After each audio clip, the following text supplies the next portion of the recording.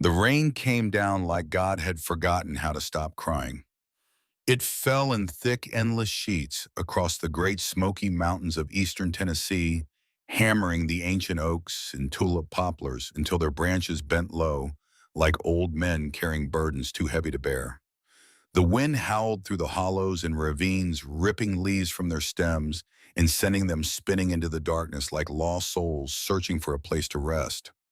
Thunder rolled across the peaks, deep and slow, shaking the ground beneath the roots of trees that had stood for 300 years.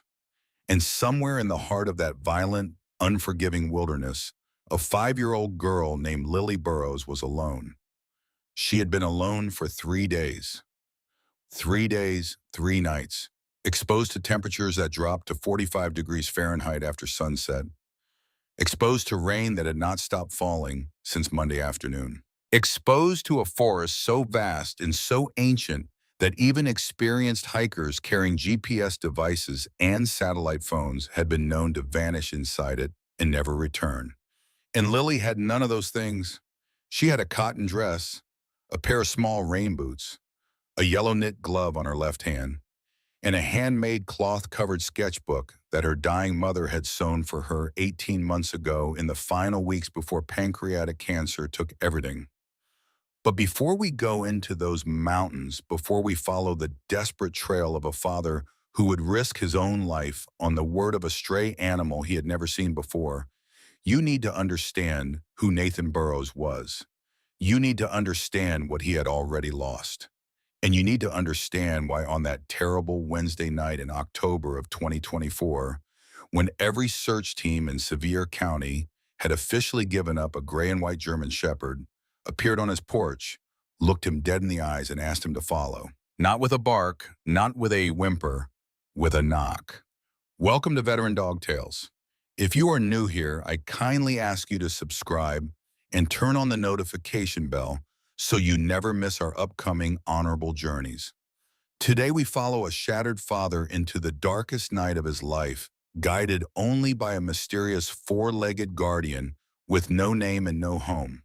What he will find in those mountains will change everything he believes about loyalty, about loss, and about the invisible bonds that connect those who have served. But this story begins 4 days earlier on a quiet autumn afternoon in a town most people have never heard of, Ember Creek, Tennessee, population 312, a small weathered community perched on the eastern edge of the Great Smoky Mountains in Sevier County. The kind of place where everybody knows your truck before they know your name, where the post office closes at noon on Wednesdays, where the only restaurant, a diner called Ridgeline, serves biscuits and gravy for breakfast and fried catfish on Fridays and has not changed its menu since 1987. In autumn, Ember Creek is one of the most beautiful places on earth. The mountains explode in color.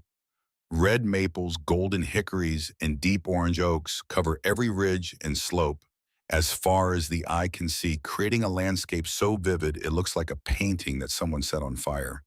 Tourists drive up from Knoxville and Gatlinburg to photograph the foliage, filling the two-lane roads with rental cars and camper vans for 6 weeks every fall.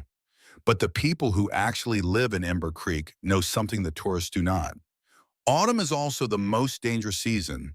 The same warm Atlantic currents that paint the leaves also push massive storm systems into the Appalachian Range, dumping catastrophic amounts of rain onto slopes that are already saturated from summer thunderstorms.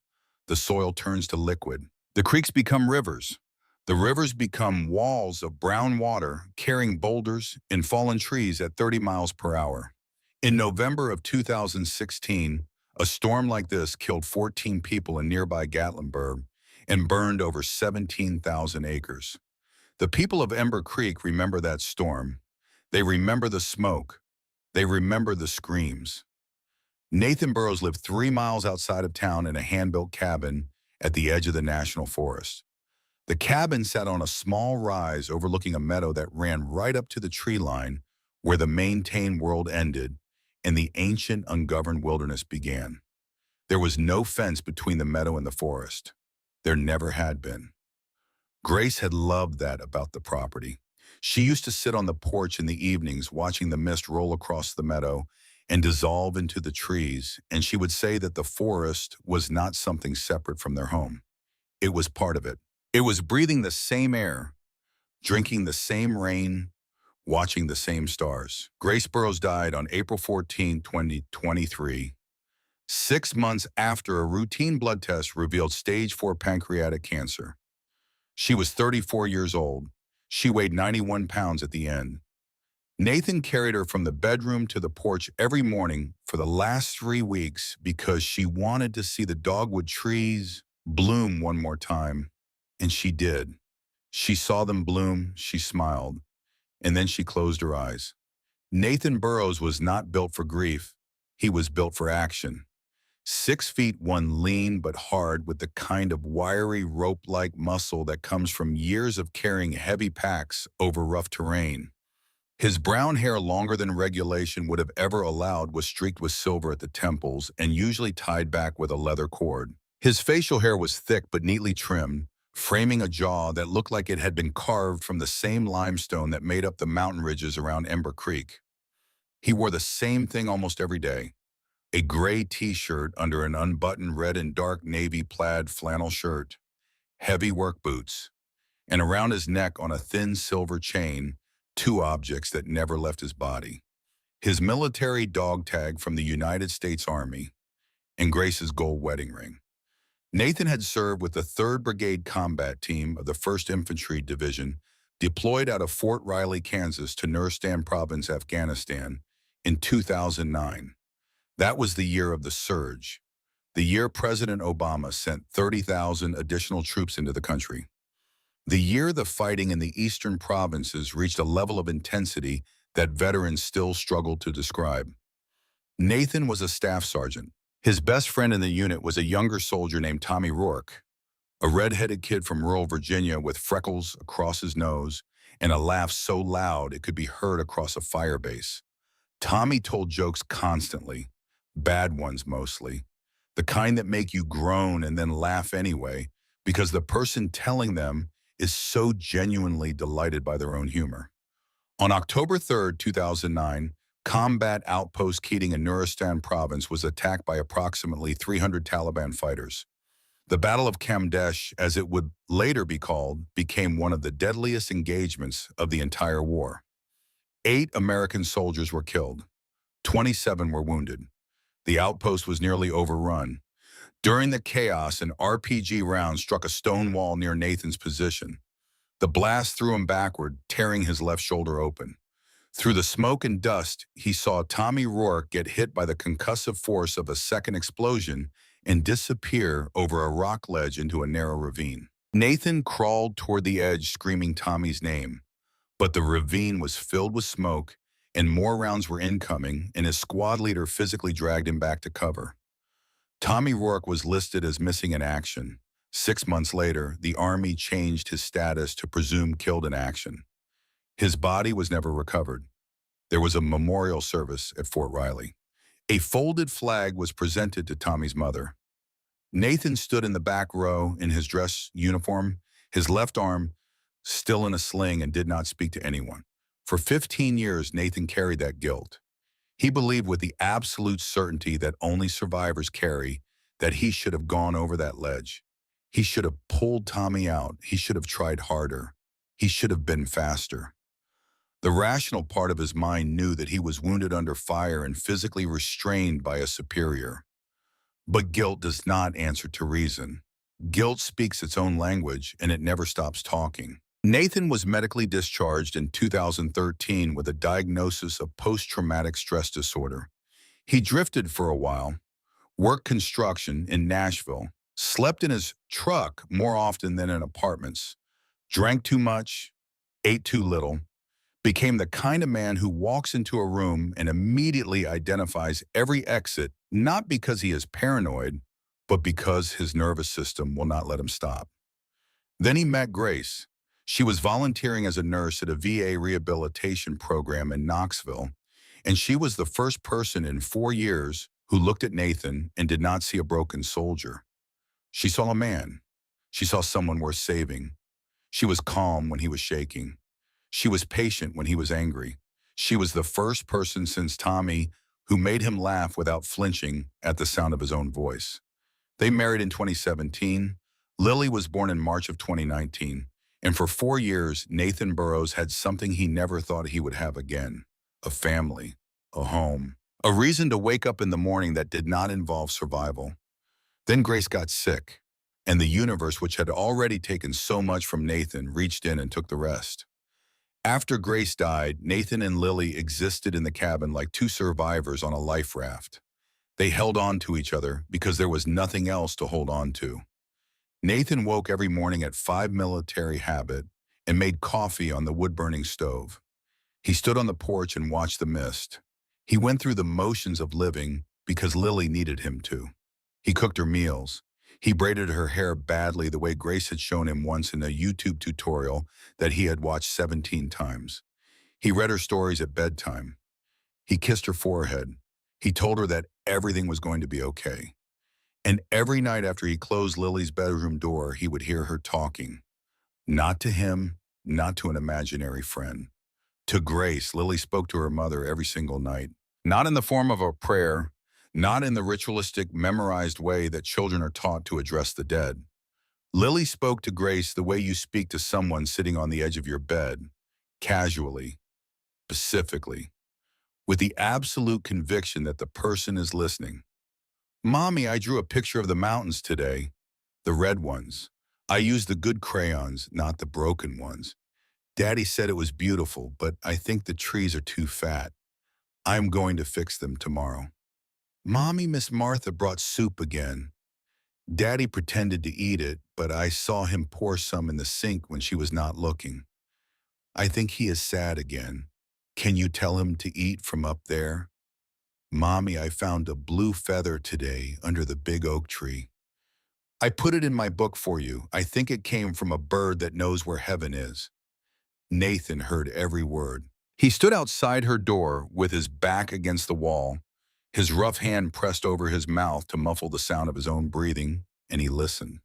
And when she was finished, he would step out onto the porch and let the tears come silent and heavy, because he could not let Lily see her father cry.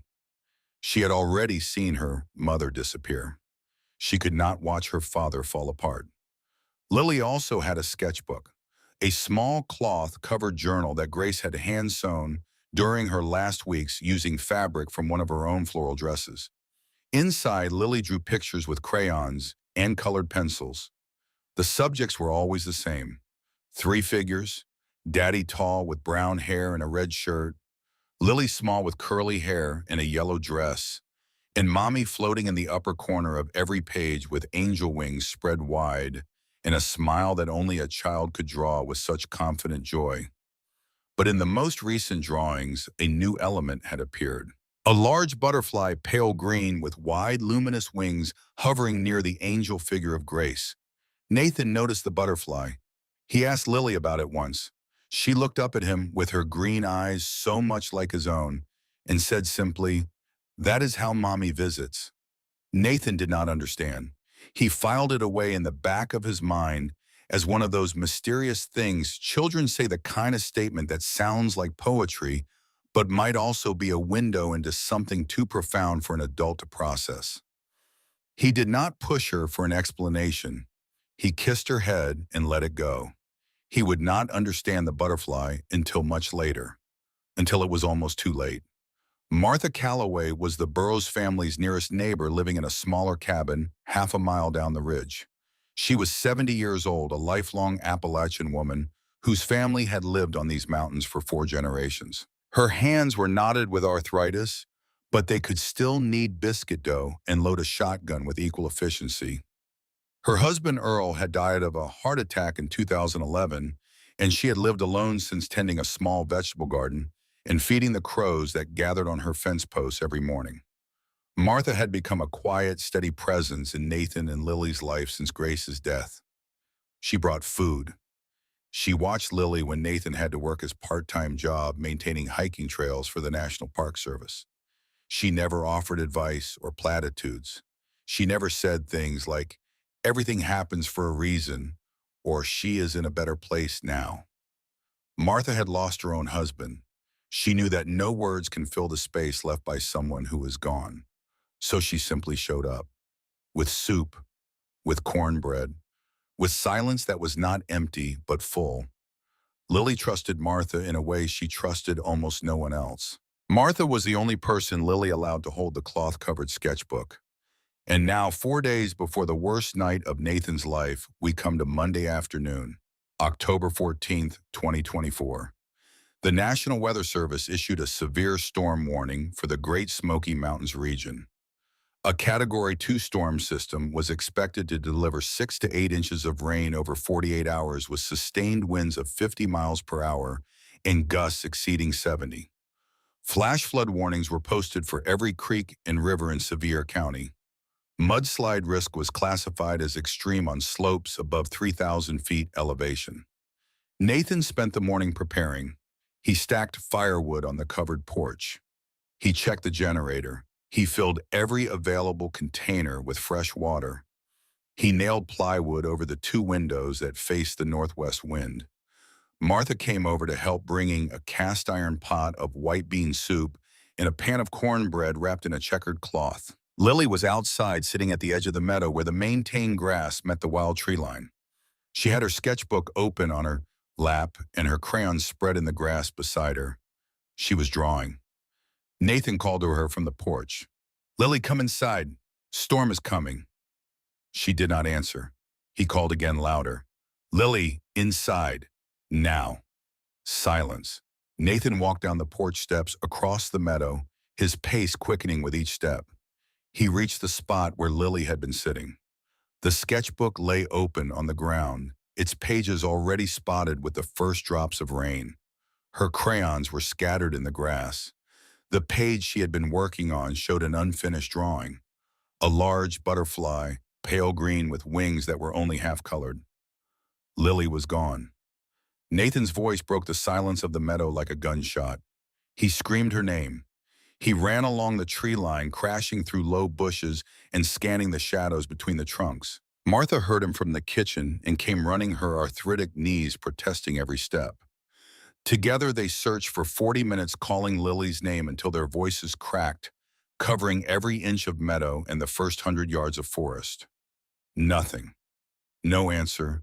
No movement. No sign of a 5-year-old girl except a pair of small footprints in the soft earth at the tree line, pointing directly into the wilderness, pointing toward the mountains, pointing toward the deep, trackless interior of the Great Smoky Mountains National Park, where 522,000 acres of unbroken forest stretched in every direction, and the nearest maintained trail was over a mile away. Nathan called Sheriff Branton. Dale Branton was a practical man in his late 50s who had served as sheriff of Sevier County for 22 years. He had seen floods, fires, bear attacks, lost hikers, and more than a few moonshine operations that the county preferred to pretend did not exist. He dispatched the county search and rescue team within 30 minutes. 12 volunteers, 4 search dogs, thermal imaging equipment, emergency medical kits. They searched for nearly 5 hours. The storm arrived 2 hours earlier than predicted. By 9 p.m., visibility had dropped to less than 10 feet. Rain was falling at a rate of 2 inches per hour. The wind tore branches from trees and sent them flying like javelins through the darkness.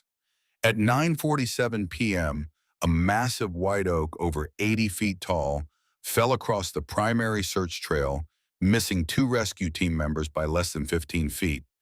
The impact shook the ground hard enough to knock a 3rd member off his feet.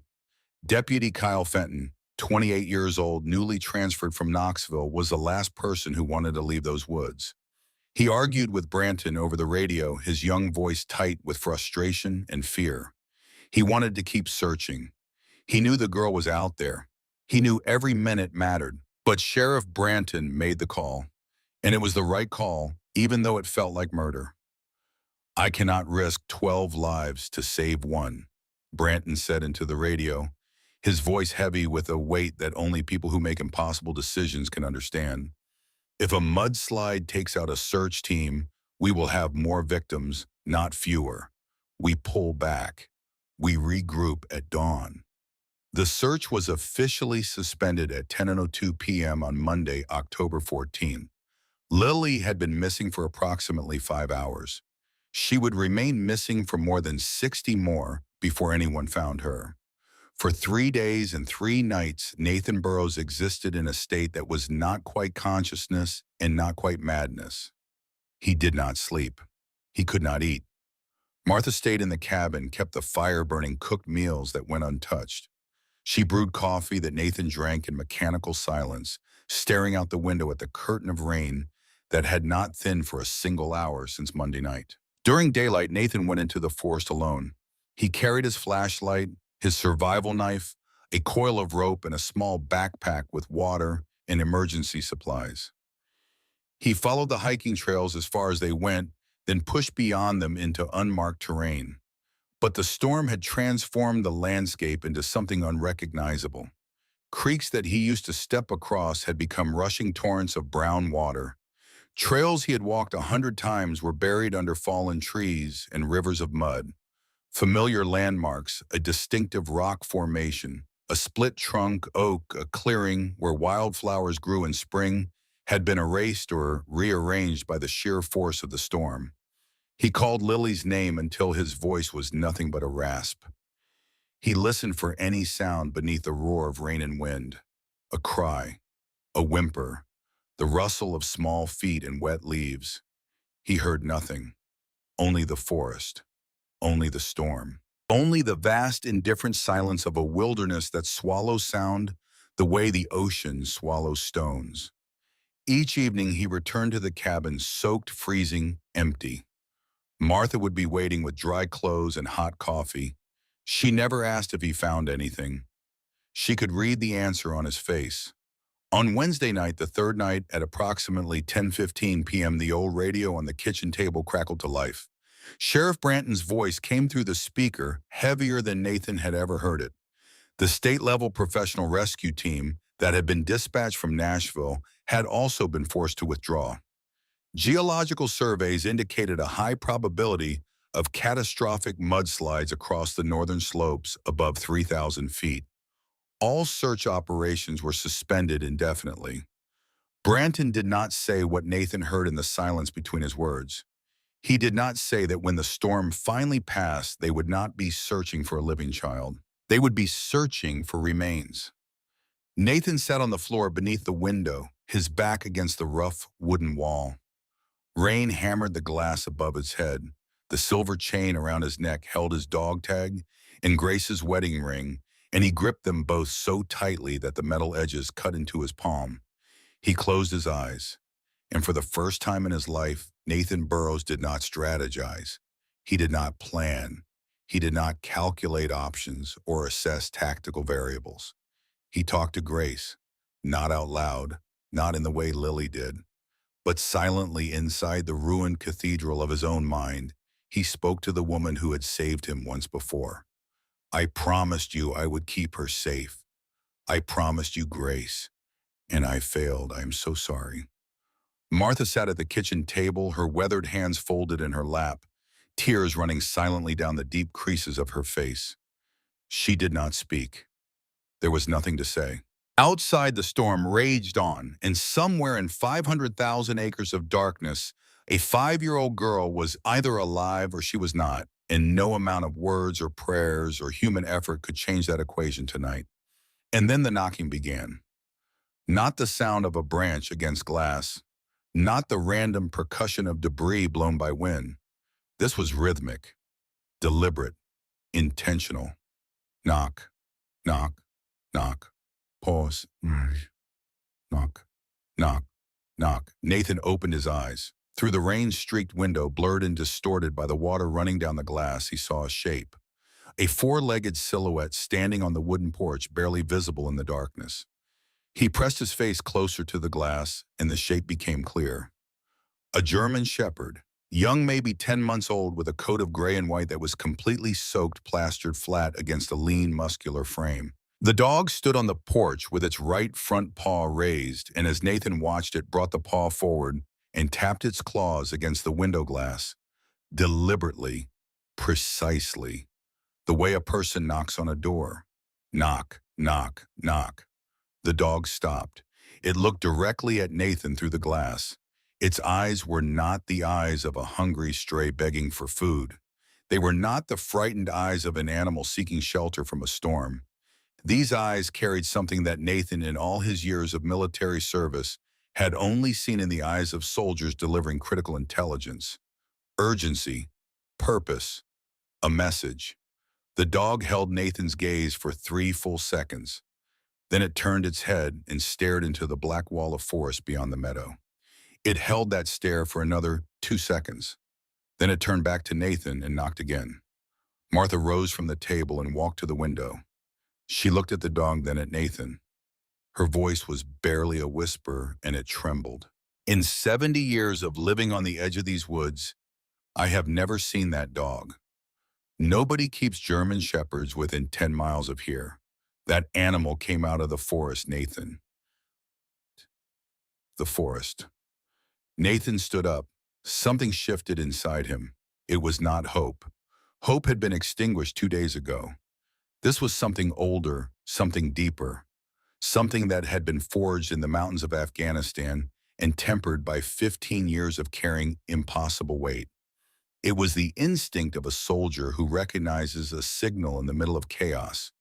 The instinct that says, I do not understand what is happening, but something is trying to communicate, and I must respond. He moved quickly. Flashlight, survival knife, rope, a waterproof jacket that he pulled on over his soaked flannel shirt. Martha gripped his arm as he passed the kitchen table. She did not speak. She simply squeezed once hard and then released him. She understood. No words in any language could stop a father in this moment. Nathan opened the front door and stepped onto the porch. The rain hit him like a wall of cold needles. The dog, this gray and white creature that he had never seen before in his life, stood at the top of the porch steps waiting.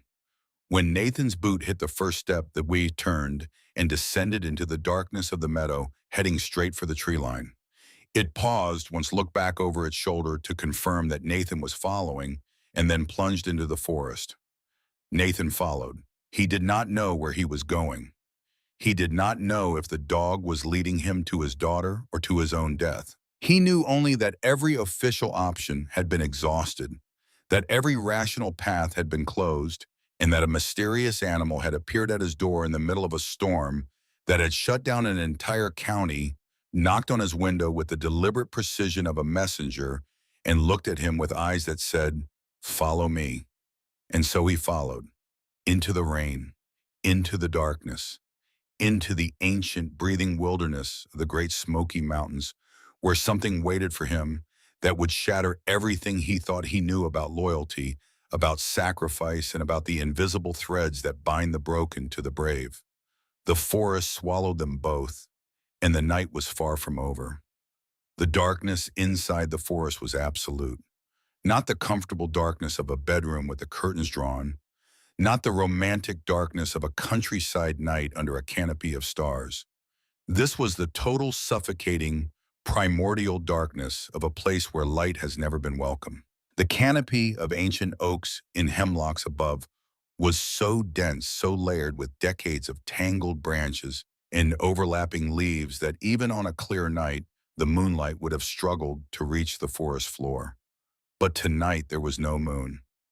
There was only the storm, and the storm owned everything. Nathan's flashlight cut a narrow tunnel of white light through the rain ahead of him, illuminating a chaotic landscape of mud-twisted roots, moss-covered boulders, and fallen timber. The beam caught the silver sheets of rain at an angle, making them look like millions of tiny needles flying horizontally through the air. Every surface was slick. Every step was a negotiation between his heavy boots and the earth that seemed determined to pull them out from under him. Ahead, the gray and white silhouette of the Maui moved through the undergrowth with a confidence that bordered on supernatural. The animal did not hesitate at fallen logs. It did not stumble on the slippery roots that crossed the forest floor like the exposed veins of some enormous buried creature. It moved with the kind of purposeful ground-covering stride that Nathan had only seen in military working dogs, the Belgian Malinois, and German shepherds, that accompanied special operations teams on night missions in the mountain passes of Nuristan. This dog was 10 months old. It had no handler. It had no training vest. It had no radio beacon or GPS collar. And yet it navigated the most treacherous terrain in the eastern United States with the focus and discipline of an animal that had been bred and trained for exactly this purpose. Every 40 or 50 yards, the dog paused. It would stop, turn its head, and look back at Nathan. The flashlight beam would catch its eyes, two bright discs of reflected light floating in the darkness. And for a brief moment, the animal and the man would make eye contact. It was not the anxious glance of a frightened creature checking for danger behind it. It was the calm, deliberate check of a point man confirming that his team was still on pace. Nathan had seen that exact behavior hundreds of times in Afghanistan. The lead soldier in a patrol would turn, make eye contact with the man behind him, receive a nod, and continue moving. The dog was doing the same thing, waiting for the nod, receiving it, moving on. Nathan gave the nod every time, not because he thought the dog understood human gestures, but because his body had been trained to respond to that look, and the response was automatic. The first 30 minutes were a relentless downhill slog through virgin forest. No trail, no markers, no evidence that any human being had walked this path in decades if ever. Nathan's flannel shirt, heavy with rain, clung to his arms and back. The gray t-shirt underneath was soaked through to his chest. Cold water ran down his spine and pooled in his boots, with every step creating a sloshing sound that accompanied him like a metronome of misery. His left shoulder began to ache, not the dull, familiar ache of an old injury on a cold night. This was sharp, insistent, the kind of pain that reaches back through time and grabs you by the nerve endings, reminding you that the body never truly forgets the moment it was broken. October 3rd, 2009. The RPG blast. The stone wall. The feeling of his shoulder being torn open like wet paper. 15 years later, on a mountain in Tennessee, the wound remembered. Nathan pushed through it. He had pushed through worse. At the 40-minute mark, they hit the first serious obstacle. A creek that Nathan vaguely recognized from summer hikes, a gentle ankle-deep stream where Lily liked to skip stones, had transformed into something entirely different. The storm had turned it into a churning, waist-high torrent of brown water moving at a speed that could sweep a grown man off his feet in seconds. Debris rushed past in the current. Branches, leaves, a child's plastic bucket, bright red, tumbling end over end in the flow. Nathan stared at the bucket for a moment, his stomach tightening before he realized it was not Lily's. It had come from upstream, some other family's yard, some other child's toy carried miles by the flood. The dog went first. It plunged into the water without hesitation, and the current immediately caught its lean body and pushed it sideways. For a terrible moment, Nathan thought the animal would be swept away. Its legs scrambled against the rocky bottom claws, scraping for purchase, its head tilting upward to keep its nose above the surface. Then its front paws found a submerged ledge, and with a powerful lunge, it hauled itself onto the opposite bank. It shook once, a violent, full-body tremor that sent water flying in every direction, and then it turned and looked at Nathan. Nathan tied one end of his rope around the trunk of a riverside sycamore, wrapped the other end around his left wrist, and stepped into the water. The cold hit him like an electric shock. It was not just cold. It was the kind of cold that bypasses your skin entirely and goes straight for your bones, the kind that makes your muscles contract involuntarily and your lungs seize up as if someone has suddenly squeezed them with both hands. The current slammed against his legs, trying to fold him at the knees. He leaned into it, driving forward, step by step, his boots grinding against the slippery rocks below. The water reached his waist, his hips. For one terrifying second, as the current found a deeper channel, it rose to his chest, and he felt his feet lift slightly from the bottom. He pulled hard on the rope. The sycamore held. His boots found rock again. And 3 agonizing minutes later, he dragged himself up the far bank and collapsed on his hands and knees, gasping, shaking, his body temperature dropping with every passing second. He had to keep moving. Hypothermia does not negotiate. It does not wait for you to catch your breath or gather your courage. It simply takes your core temperature degree by degree until your muscles stop responding, your thoughts become confused, and you lie down in the rain and never get up. Nathan forced himself to his feet. He clenched and unclenched his fists to drive blood back into his fingers. He stamped his boots against the ground. He moved. The dog was already 20 yards ahead waiting. As they climbed the next ridge, a steep, switchbacking ascent through stands of old-growth hemlock, a memory hit Nathan with the force of a physical blow. Not a gradual recollection, not a gentle drift into the past. This was a flashback, vivid and total, the kind that erases the present and replaces it with a moment that your nervous system has never stopped reliving. He was crossing a stream in Nuristan province. Night. No moon, no flashlight. His rifle held above his head with both hands to keep it dry. The water was cold, mountain snow melt cold, and it came up to his thighs. Behind him, close enough to touch, Tommy Rourke was wading through the same current, whispering, just loud enough to be heard over the rushing water. "Hey, Burroughs, you think they got catfish in Afghanistan? Like Afghan catfish, because if they do, we should catch some. Fry them up with some cornmeal. Make it feel like home." Nathan had almost laughed. Almost. In the middle of a combat patrol in one of the most dangerous valleys on Earth, Tommy Rourke was thinking about fried catfish. That was Tommy. That was who he was. The guy who could find something warm and human and absurdly funny in the coldest, most terrifying situations imaginable.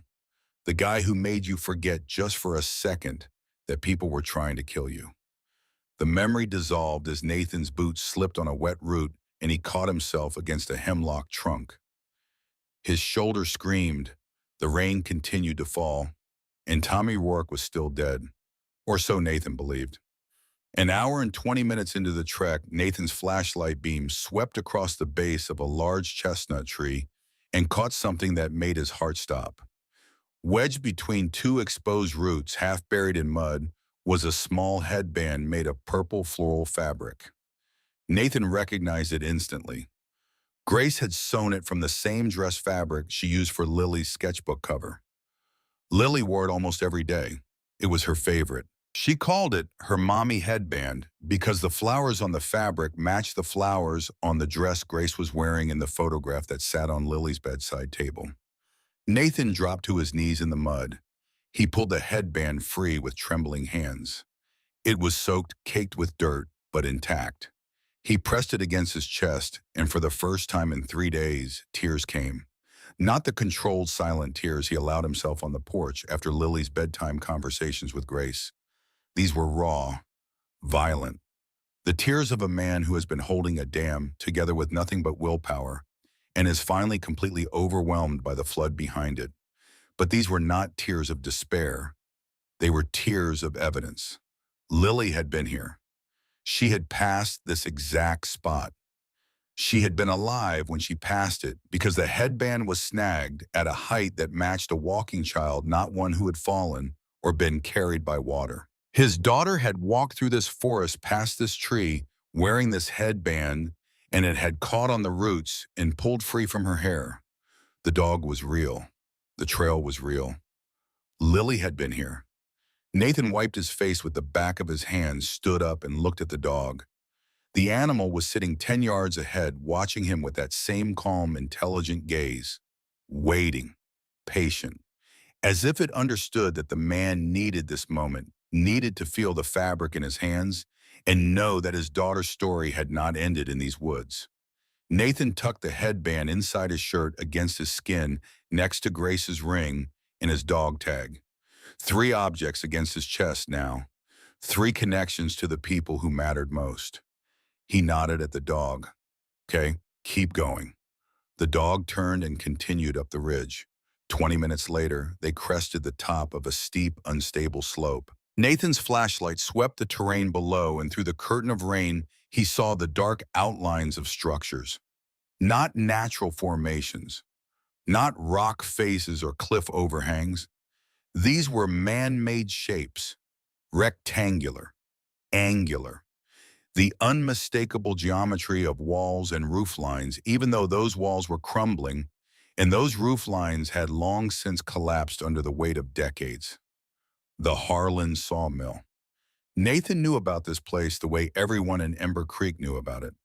The mill had operated from 1923 to 1981, processing white oak and tulip poplar timber harvested from the mountain slopes. When the federal government expanded the boundaries of the Great Smoky Mountains National Park in the late 1970s, the mill's timber supply gradually disappeared. The last log was cut in September of 1981. The workers went home, the machines were abandoned, and the forest patient and relentless began to reclaim what had always been its own. By 2024, the Harlan Sawmill was a skeleton. Thick vines of Virginia creeper and poison ivy wrapped around the remaining support pillars like green mussels on wooden bones.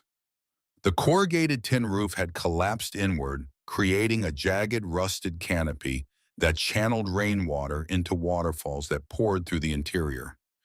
The massive circular saw, once the heart of the operation, sat in the center of the main building like a monument to a dead industry, its teeth orange with rust, its drive shaft snapped and lying on the ground beside it. The dog stood at the top of the slope looking down at the ruins, and for the first time since it had appeared on Nathan's porch, it made a sound. A low, sustained whine that was not fear and was not excitement. It was a warning, the kind of sound a dog makes when it knows something is there and wants you to know it too. Nathan swept his flashlight across the ruins below. The beam moved over broken timber, collapsed walls, a wild blackberry bush growing through what used to be the mill floor. The light stopped. On the thorns of the blackberry bush, snagged and hanging like a tiny flag of surrender, was a small yellow knit glove, bright yellow yarn against the dark green thorns. Unmistakable. Lily's glove. The left one. Martha Calloway had knitted a pair for Lily last winter. Yellow because Lily said yellow was the color of sunshine, and she wanted to carry sunshine on her hands. Nathan's chest tightened so hard he thought his ribs might crack. He lunged forward, half running, half sliding down the muddy slope toward the blackberry bush. His boots splashed through standing water. His flashlight beam bounced wildly. Every cell in his body was pulling him toward that glove, toward the proof that his daughter had been here, that she might still be here, that she might be only steps away. A blinding white light exploded from the shadows of the ruined mill. The beam hit Nathan directly in the eyes, and the world disappeared into a wall of pure searing white. He threw his left arm up to shield his face, stumbling completely disoriented. His right hand instinctively moved toward the survival knife on his belt, but 15 years of military training overrode the impulse before his fingers touched the handle. Reaching for a weapon when you cannot see who is pointing a light at you is a fast way to die. Then he heard the sound, the unmistakable metallic clatter of a rifle bolt being charged, a round being chambered, a weapon being brought to bear. A voice came from behind the light, hard, flat, cold. The kind of voice that has given orders in places where orders are the difference between living and dying. Do not move. Keep your hands away from your belt. Nathan stopped, his boots planted in the mud. His hands rose to shoulder height, palms open, fingers spread. He did not reach for the knife. He did not shift his weight. He did not breathe in a way that could be interpreted as aggressive. He simply stood perfectly still in the pouring rain, blinded by a tactical flashlight with a rifle pointed at his chest. He knew this drill. He had lived this drill, on both sides of it. The rain hammered down on his shoulders and ran in streams off his open palms. Water dripped from the ends of his hair into his eyes. His heart was beating so hard he could feel it in his teeth. And then the dog did something extraordinary. The gray and white German shepherd trotted forward through the mud directly toward the blinding light with absolutely no fear in its body language. Its tail was wagging, Not frantically, not submissively, but with the easy, familiar rhythm of an animal greeting someone it knows, someone it trusts. The dog walked straight past Nathan, past the blackberry bush, and into the shadows where the light and the rifle and the voice were waiting. From the darkness came a low, affectionate murmur, a man's voice completely different from the one that had just issued the command, softer, warmer, the voice you use when you talk to an animal that you love. Phantom, you snuck out again, did you? The dog, now apparently named Phantom, jumped and twisted in the darkness, the wet sounds of excited greeting mixing with a man's quiet laughter. Then the dog turned around and trotted back to Nathan. It pressed its soaking wet side against his left leg, leaned its weight into him, and stood there, facing the light, facing the men behind it, positioning its body between Nathan and the rifle. The message was unmistakable. This man is mine. Lower the weapon. The harsh beam of the tactical flashlight slowly descended from Nathan's eyes to his chest. The light moved across his soaked flannel shirt, across the gray t-shirt underneath, and stopped on a small point of reflected brilliance resting against the wet fabric. Two objects on a silver chain catching the light like tiny stars. A military dog tag stamped with a name and a service number and a blood type. And beside it, almost touching, a gold wedding ring, small and delicate clearly, a woman's ring worn smooth by years on a finger that was no longer there. The man behind the light paused. The beam held steady on those two objects for what felt like a very long time. A second figure stepped out of the deeper shadows behind the first. Tall, lean, younger than the voice suggested.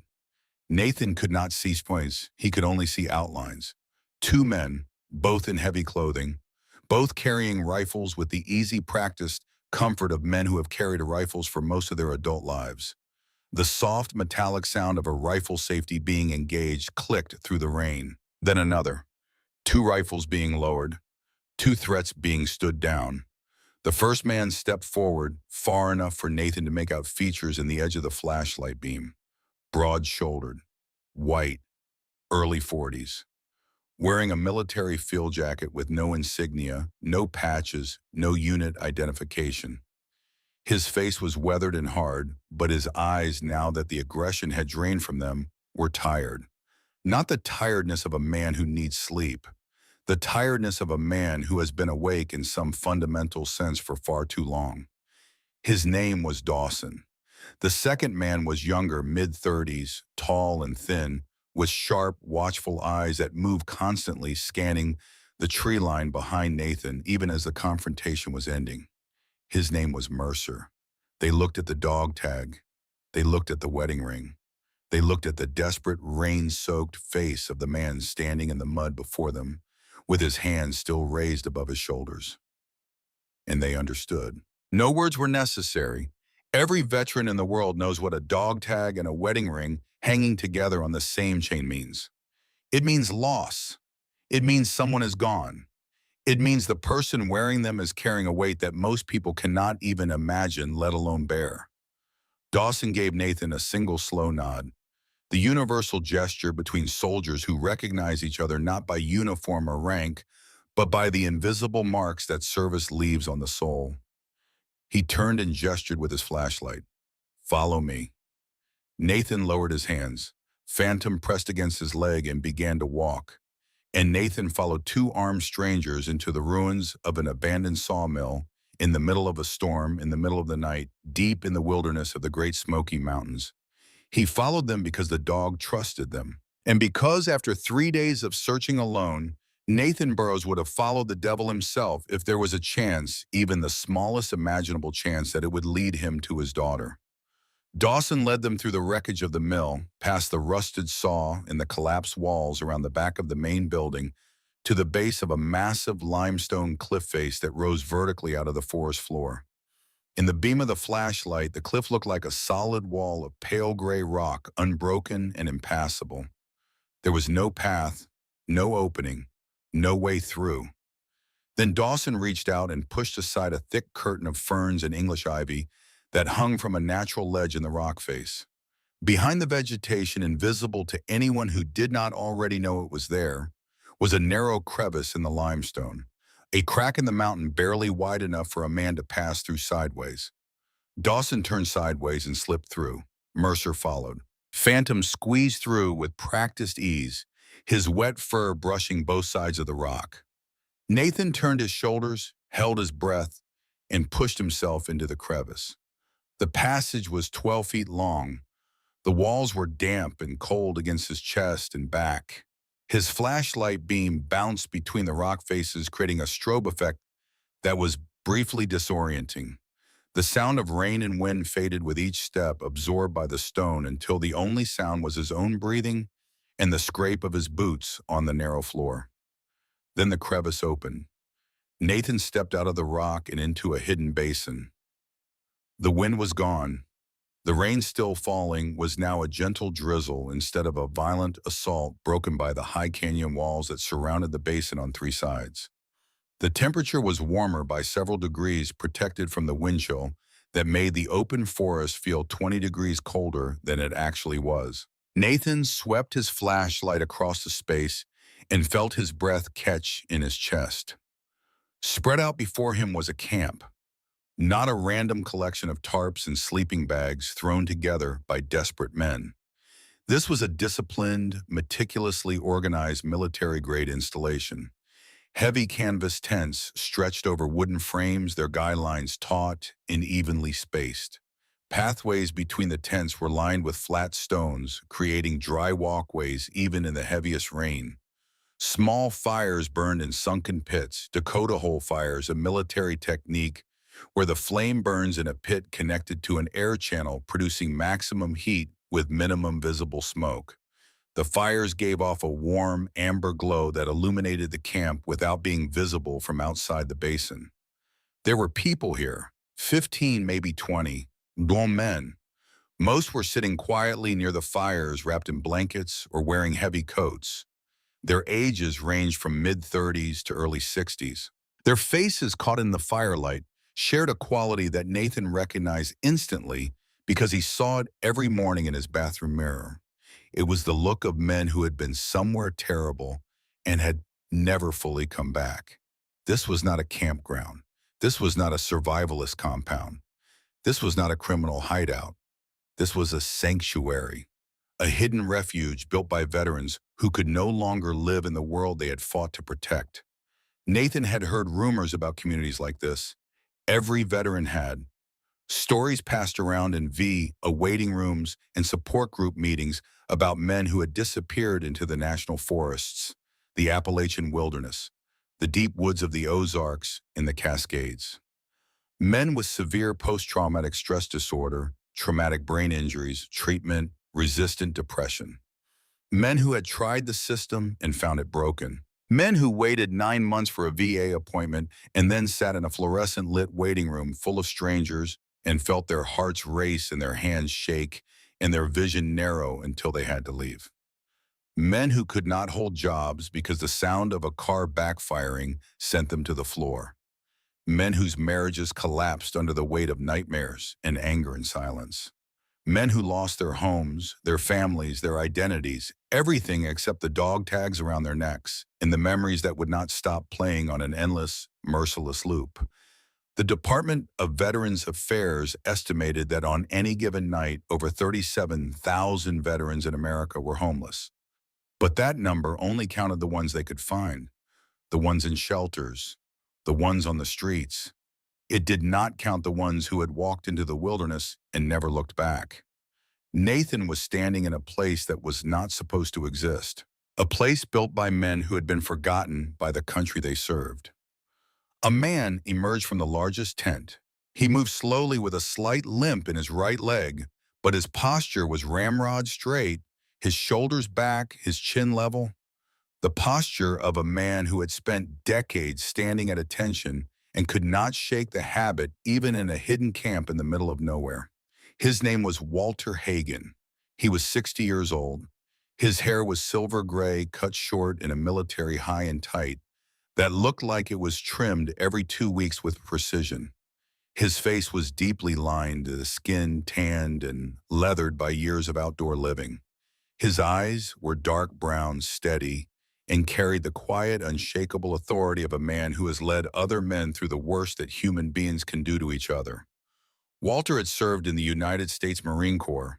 He had deployed to Saudi Arabia and Kuwait during Operation Desert Storm in January of 1991. He was wounded in the Battle of Khafji on January 30th, 1991, when an Iraqi artillery round struck his position, killing 2 Marines to his left and driving shrapnel into his right knee and thigh. He spent 14 months in rehabilitation at Bethesda Naval Hospital. The knee never fully healed. The nightmares never healed at all. Walter extended a calloused hand. Nathan took it.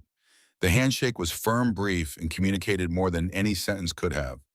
Two veterans, 2 wars, 2 decades apart, the same invisible wound. Walter spoke in a low, measured voice. He did not waste words. He told Nathan that his men had found a little girl the previous afternoon near a dangerous ravine approximately half a mile northwest of the basin. She had slipped on wet rock and injured her ankle. A bad sprain, not a fracture. She was hypothermic, dehydrated, and terrified, but she was alive. She was alive.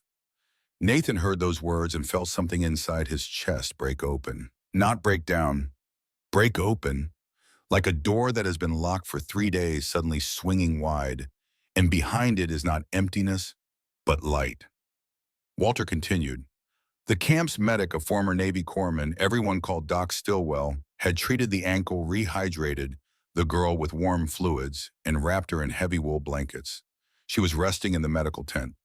Nathan took a step toward the tent with the faded red cross painted on its canvas wall. Then a voice behind him stopped him dead. "Burrows, Nathan Burrows."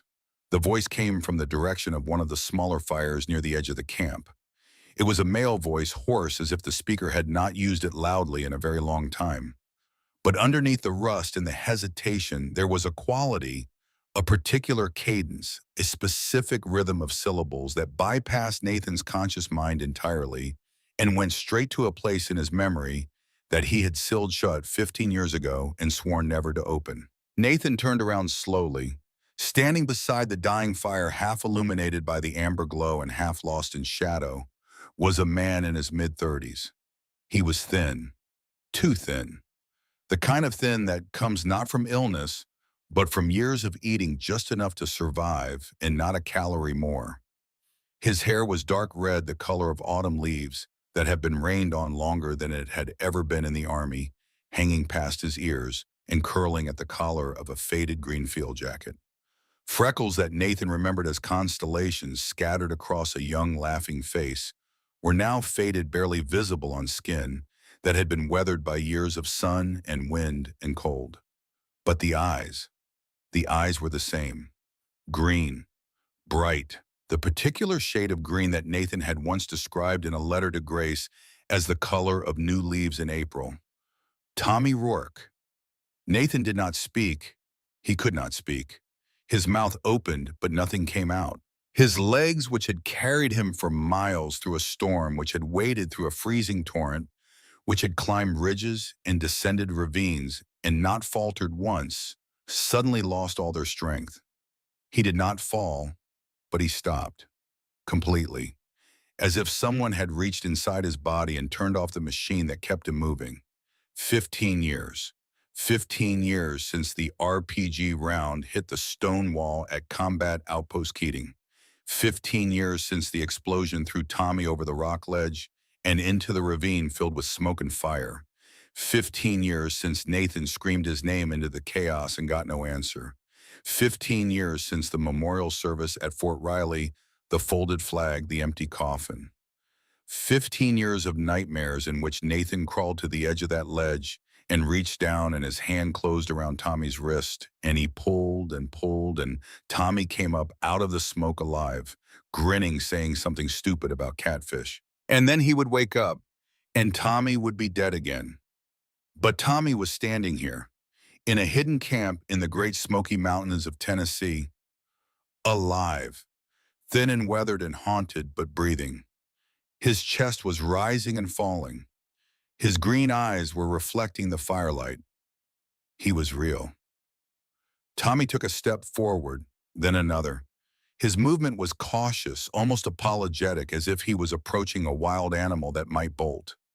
He stopped 3 feet from Nathan and stood there, his hands hanging at his sides, his face carrying an expression that was equal parts relief and shame. "It is me, Nathan. I am alive. I am sorry." Nathan reached out. His rough, cold hand closed around Tommy's forearm and gripped it with a force that would have been painful if either man had been capable of feeling pain in that moment. Then Nathan pulled Tommy forward and wrapped both arms around him, and the two soldiers held each other in the rain and the firelight in a place that was not supposed to exist, and neither of them said a word. There were no words for this. No language has ever invented words adequate for the moment when you discover that the person you have been mourning for 15 years, the person whose death you have blamed yourself for every single day, the person whose ghost has lived in your nightmares since 2009, is standing in front of you with a heartbeat and a voice and arms that are holding you back. Around them, the camp was silent. The other veterans men who had seen combat in Iraq and Afghanistan, in places whose names are still classified, looked away. Some stared into the fire. Some examined their own hands. Doc Stillwell, a black man in his 50s with calm, steady eyes and the hands of a surgeon, stepped out of the medical tent and stopped. He watched the two men embrace, then quietly stepped back inside and pulled the canvas flap closed to give them privacy. Phantom sat 5 feet away, tail resting on the ground, eyes moving between the two men. The dog did not approach. It simply watched with the quiet patience of a creature that understands reunion, even if it does not understand the years of pain that preceded it. This was the moment that changed everything. Not just for Nathan, who felt 15 years of guilt crack and begin to crumble like ice in spring, but for the story itself. Because Nathan had entered this forest looking for one thing, his missing daughter, and he had found two. He had found Lily, and he had found the ghost that had haunted him since Kamdesh. Tommy Rourke smelled like wood smoke and wet earth and something else that Nathan could not name. Something that was not a scent at all, but a sensation. The sensation of holding a person who has been dead for 15 years and feeling their ribs expand against your arms as they breathe. Nathan held on for a long time. He held on the way a drowning man holds a rope, not with grace, not with dignity, with everything. When they finally separated, Nathan looked at Tommy's face the way you look at a house you grew up in after decades away. Searching for what is the same, cataloging what has changed. The freckles had faded. The jaw was sharper, the cheekbones more prominent, carved out by years of insufficient food and relentless weather. The laugh lines that Nathan remembered, the ones that radiated from the corners of Tommy's eyes like tiny river deltas, were still there, but they had been joined by deeper lines, lines of pain, lines of silence, lines that do not come from laughing, but from holding your jaw clenched for so long that the muscles reshape the bone beneath the skin. But the eyes were the same, that specific green, the green of new leaves in April, the green that had looked at Nathan across a fire base in Nuristan and said, without words, "We are going to make it through this." Nathan's voice, when it finally came, was not a voice at all. It was a sound scraped from the bottom of a well that had been dry for 15 years. How? That single word carried the weight of 5,000 questions. How are you alive? How did you survive? How did you get here? How could you let me believe you were dead? How could you let your mother fold a flag over an empty coffin? How could you let me carry this guilt for 15 years, waking up every night, reaching for you over the edge of a cliff in my dreams, and never catching your hand? How? Tommy sat down on a flat rock near the dying fire. He moved slowly, as if the act of telling this story required physical preparation, the way a man braces himself before lifting something impossibly heavy. Nathan sat across from him. The rain had softened to a thin drizzle, and the fire between them hissed and popped as stray droplets hit the coals. Phantom lay down midway between the two men, his chin on his paws, his ears rotating like small radar dishes tracking the sound of each voice. Tommy spoke quietly and the story came out in pieces, not in the clean linear narrative of a debriefing, in fragments, in flashes. The way traumatic memory actually works, not like a movie you can rewind and play from the beginning, but like a shattered mirror, each piece reflecting a different angle of the same terrible moment. The RPG round, the wall, the blast wave that picked him up like a hand made of pure force and threw him backward over the rock ledge into a narrow ravine.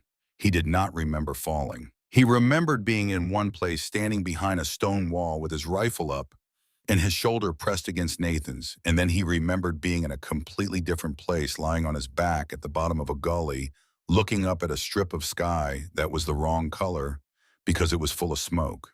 His helmet was gone. His rifle was gone. His left ear was ringing with a tone so high and so constant that it would not fully disappear for 3 years. He was buried from the waist down under loose rock and debris. His back was injured. He could not feel his legs.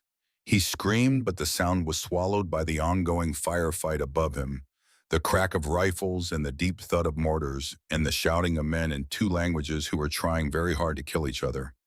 He screamed until his voice gave out. Nobody came. When the battle ended, he was still conscious.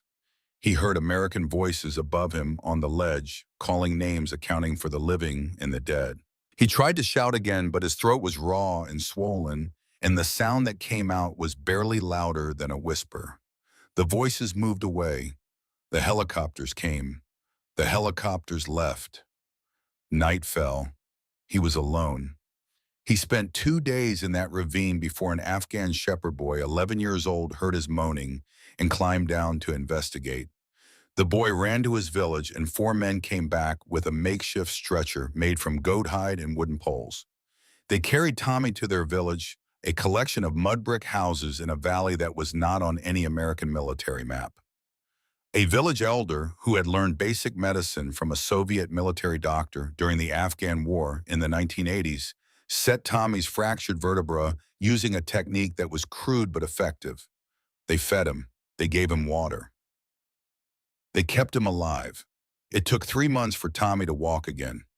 During those 3 months, the Army declared him missing in action. 2 months after that, the status was changed to presumed killed in action. By the time Tommy was strong enough to travel to leave the village and make his way to a place where he could contact American forces, 6 months had passed. He was legally dead. And in those 6 months, something inside Tommy Rourke had broken. Not his body. His body healed slowly and imperfectly, but it healed. What broke was something deeper. Something that the military doctors would later have called a combination of traumatic brain injury and severe post-traumatic stress disorder if Tommy had ever gone to see military doctors, which he did not. The blast had damaged the parts of his brain that process sensory input. Loud noises did not just startle him. They sent his nervous system into a state of complete paralyzing overload. Crowds were unbearable. Fluorescent lights triggered migraines so severe that he would vomit and then lose consciousness.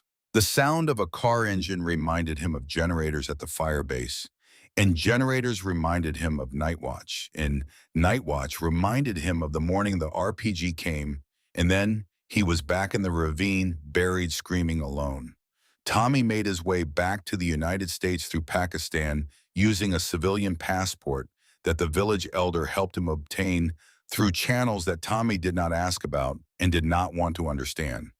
He landed in New York in the summer of 2010.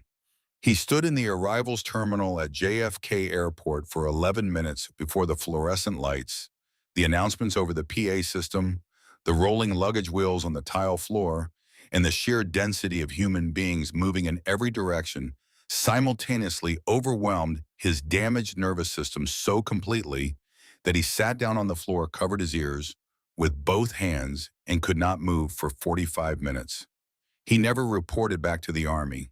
He never contacted his unit. He never called his mother. He disappeared.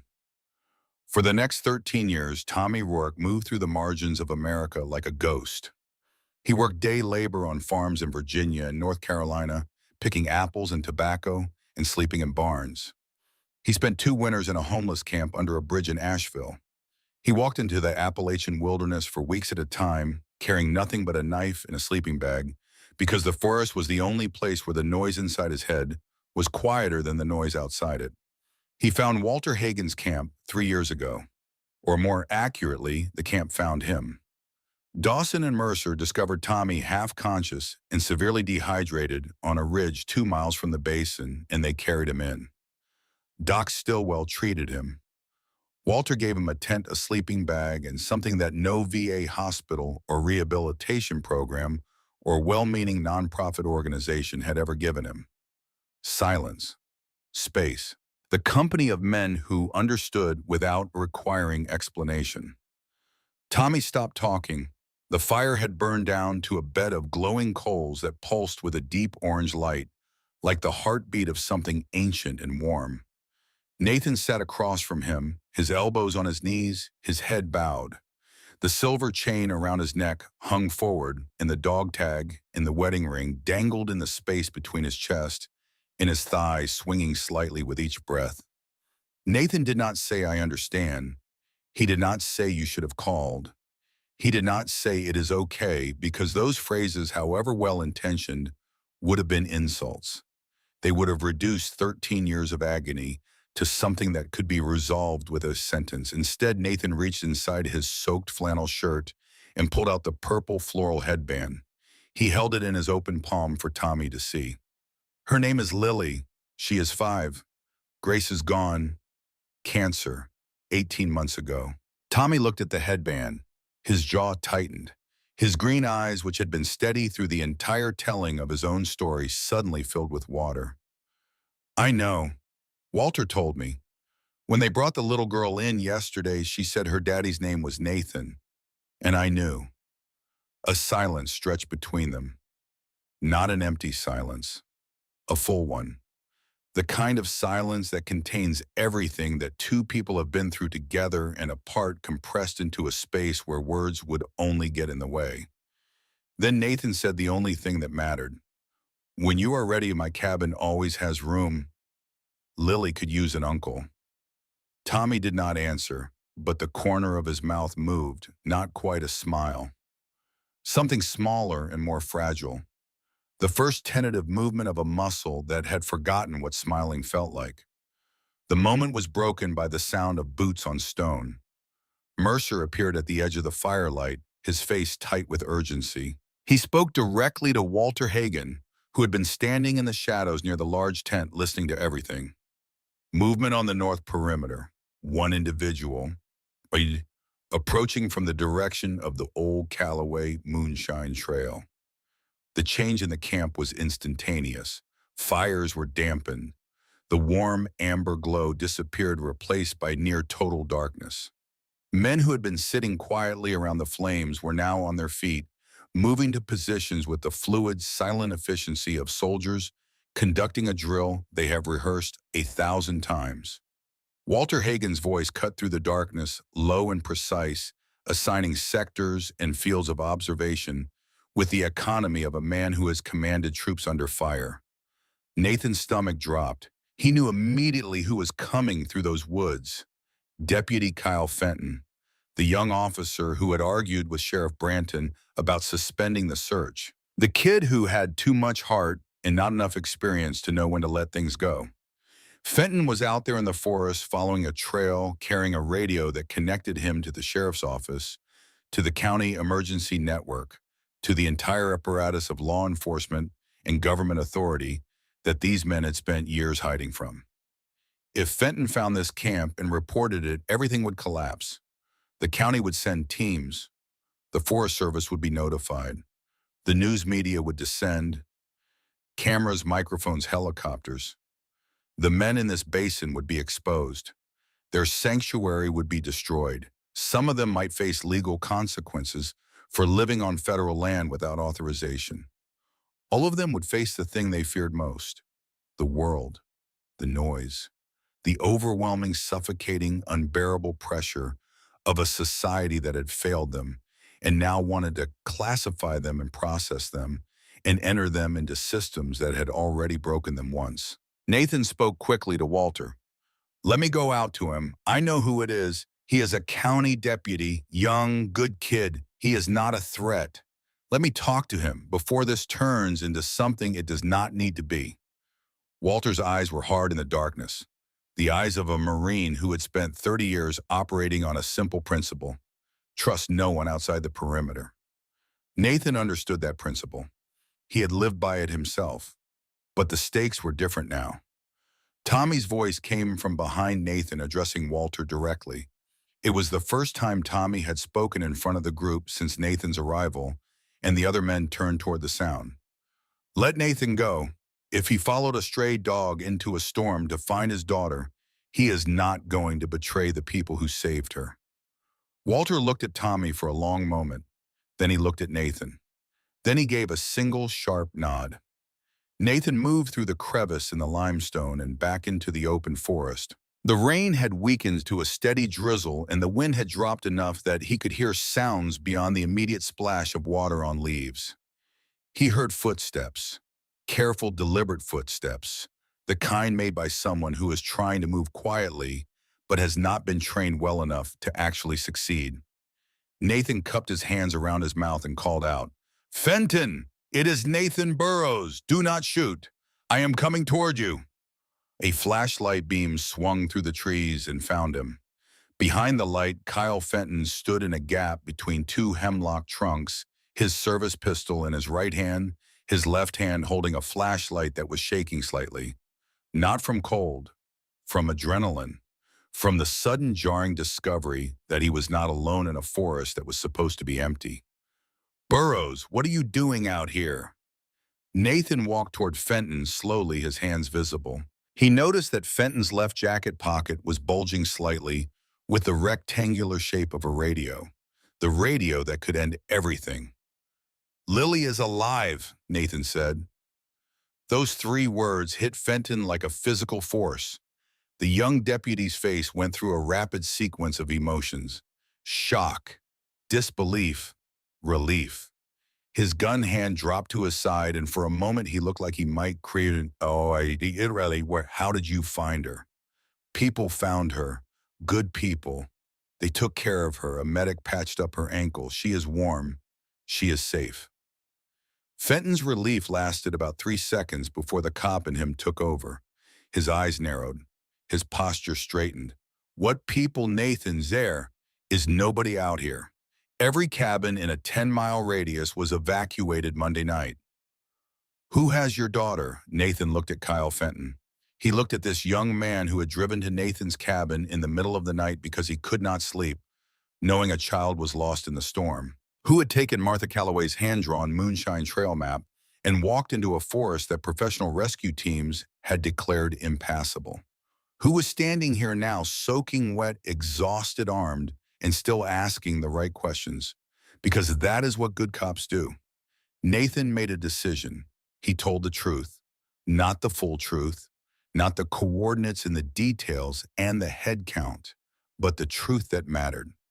There are veterans living in these mountains, Kyle, men who served this country and paid for it with pieces of themselves they will never get back. They found my daughter yesterday afternoon near a ravine. They treated her injuries. They fed her. They kept her alive through the night. They are not criminals. They are not dangerous. They are men who cannot live out there anymore. Nathan paused. He let the words settle in the wet air between them. They are not hurting anyone. They just want to be left alone. And if you call this in, if you report what is out here, you will destroy the only thing they have left. Fenton stood absolutely still. The drizzle collected on the brim of his hat and dripped off in a steady rhythm, like a clock counting down to a decision. His right hand, still holding the pistol at his side, was motionless. His left hand, the one near the radio, was motionless. Nathan watched the young man's face and saw the war playing out behind his eyes. Duty versus conscience. Protocol versus compassion. The oath he swore when he pinned on the badge versus the deeper, older oath that every decent human being swears to themselves without ever putting it into words. The oath that says when someone is buffering and you have the power to either help them or hurt them, you choose help every time. No exceptions. 20 seconds passed. 30. Kyle Fenton slowly holstered his pistol. He reached into his left jacket pocket, pulled out the radio, and held it in his open palm for a moment, looking at it the way you look at a key that opens a door you have decided not to walk through. Then he slid the radio back into his pocket and buttoned the flap. He looked at Nathan. His voice was quiet but steady, not the voice of a cop making an exception, the voice of a man making a choice. I came out here looking for your daughter. Your daughter has been found. That is all my report needs to say. Nathan exhaled. He did not realize he had been holding his breath. Thank you, Kyle. Fenton shook his head slowly. Do not thank me. Just get that little girl home. Nathan brought Fenton back through the crevice into the basin. Walter Hagen watched the young deputy enter, his body tense, his hand resting on his thigh near the sheath of a large fixed blade knife. But Fenton did something that surprised everyone, including Nathan. He stopped just inside the basin, reached down, unholstered his pistol, and placed it on the ground at his feet. Then he straightened up, empty-handed, and stood at a position that was not quite attention, but carried the same respect. Walter studied Fenton for 5 seconds. Then the old Marine's rigid posture softened by 1 degree. He nodded. Nathan walked to the medical tent. The canvas flap was heavy with moisture, and when he pushed it aside, warm air flowed out carrying the smell of lantern oil, wool antiseptic, and something else. Something that smelled like chamomile shampoo that had been almost but not entirely washed away by 3 days of rain in forest and fear. Lily was sitting on a camp cot wrapped in 2 thick wool blankets. Her left ankle was splinted with a neat arrangement of wooden slats and cotton bandage, the precise, careful work of Doc Stillwell, who had spent 20 years patching up Marines in places far worse than this. Her brown curls, tangled and matted with dried leaves and small twigs, framed a face that was pale and thin but alive, so completely, unmistakably, miraculously alive. Phantom lay curled on the cot beside her, his head resting on her lap, his eyes closed, his breathing slow and peaceful. One of Lily's small hands rested on the dog's ear, her fingers loosely tangled in the thick fur as if she had fallen asleep stroking him, and her hand had simply stayed where it was. When the canvas flap moved, Phantom's eyes opened instantly. His ears rotated forward, his body tensed, ready to spring. Then he saw Nathan, and every muscle relaxed. The dog's tail thumped twice against the cot. Lily looked up. Her green eyes, Nathan's eyes, found his face in the lantern light, and the sound she made was not a scream and not a shout. It was a small, broken, beautiful sound, a sound that contained 3 days of terror and loneliness and cold and darkness and the desperate, unshakable faith of a 5-year-old child who never stopped believing that her father would come. Daddy. Nathan dropped to his knees beside the cot. He pulled Lily into his arms and held her against his chest, her small body folding into his, the way it had 1,000 times before, her head fitting perfectly into the curve of his neck, her arms wrapping around him with a strength that seemed impossible for someone so small. Daddy, you found me. I found you, baby. I found you. I am here. He buried his face in her hair. Chamomile, dirt, rain, pine needles, and underneath all of it, the warm, specific, irreplaceable smell of his daughter. The smell that no amount of storm or forest or distance could erase. He breathed it in and held it in his lungs the way you hold the last breath before a dive, knowing that when you release it, the world will start again, and you want this one perfect moment to last as long as physically possible. Lily pulled back slightly, her hands gripping the collar of his flannel shirt. Her face was serious. Daddy, I have to tell you something important. What is it, sweetheart? I saw Mommy. Nathan's breath stopped. He did not move. He simply looked into his daughter's eyes and waited. Lily spoke with the absolute certainty that only children possess. The certainty that exists before the world teaches you to doubt what you have seen with your own eyes. She told him. On Monday afternoon, while she was drawing at the edge of the meadow, a Luna moth had appeared. A large one with wide, pale green wings that seemed to glow even in the fading daylight. The moth landed on a branch directly in front of her, close enough to touch, and it stayed there, its wings slowly opening and closing as if it was breathing. Lily knew what it was. She knew because her mother had told her. In the last weeks of Grace's life, when the pain medication made her drift in and out of consciousness, and the line between waking and sleeping became thin as spider silk, Grace had held Lily's hand and whispered something that lodged in the child's memory with the permanence of stone. Whenever you see a Luna moth, that is me looking at you. That is me telling you, I'm still here. Lily had seen the moth and she had known. Mommy was here, Mommy was visiting, and Lily had to show her something. She had to show Mommy the drawing, the family drawing in the sketchbook, the one with Daddy in his red shirt and Lily in her yellow dress, and Mommy with angel wings in the corner. She wanted Mommy to see it. She wanted Mommy to know that they were okay, that Daddy was eating dinner again sometimes, that Lily had learned to braid her own hair, sort of, that they were sad still every day, but they were trying. The moth lifted off the branch and drifted toward the forest. Lily followed. She followed the way children follow, without calculation, without awareness of distance or direction or danger, with the pure gravitational pull of love, which does not respect trail markers or property boundaries, or the fact that the sun is going down and a catastrophic storm is approaching from the northwest. She followed the moth into the trees. She followed it deeper.